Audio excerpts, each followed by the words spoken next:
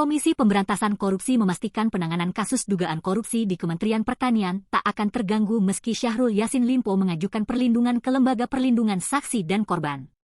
Menurut juru bicara KPK Ali Fikri, siapapun termasuk SYL berhak mengajukan perlindungan ke LPSK. Nantinya, LPSK bisa menilai apakah SYL layak mendapatkan perlindungan atau tidak.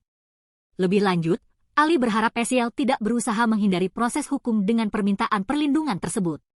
Bagi KPK, kata Ali, semua ada aturan yang harus dipatuhi dan pihaknya hanya ingin memastikan bahwa ada syarat dan ketentuan bagaimana seseorang dapat dilindungi demi kepentingan proses hukum, terutama ketika dia berstatus sebagai saksi atau korban bukan sebagai pelaku. Sama seperti dalam pemberian status justice kolaborator, KPK sangat yakin seharusnya tak mungkin juga misalnya seorang pelaku utama dalam sebuah konstruksi rangkaian dugaan korupsi akan mendapatkan perlindungan hukum.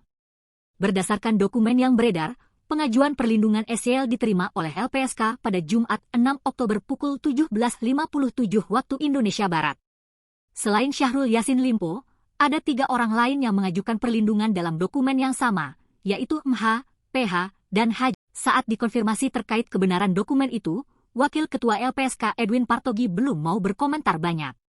Syahrul Yassin Limpo terseret kasus dugaan kasus korupsi penempatan pegawai Kementerian Pertanian yang kini sedang disidik KPK. Karena kasus itu, SYL mengajukan pengunduran diri dari jabatannya sebagai Menteri Pertanian.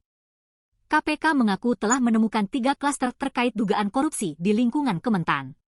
Yang diselidiki saat ini merupakan klaster pertama. Puluhan pihak terkait telah diklarifikasi dalam proses penyelidikan dugaan kasus korupsi tersebut.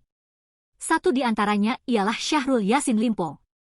Berdasarkan informasi hasil gelar perkara yang diterima Tribunnews.com, pimpinan KPK menyepakati SYL dan 2 pejabat Kementan lainnya sebagai tersangka. Status tersangka itu pun sudah dikonfirmasi Menko Polhukam Mahfud MD. Di tengah kabar itu, muncul juga isu baru, yakni Ketua KPK Firly Bahuri diduga memeras Syahrul terkait penanganan kasus korupsi itu. Kasus dugaan pemerasan ini tengah diperiksa oleh Polda Metro Jaya. Download Tribun X sekarang, menghadirkan lokal menjadi Indonesia.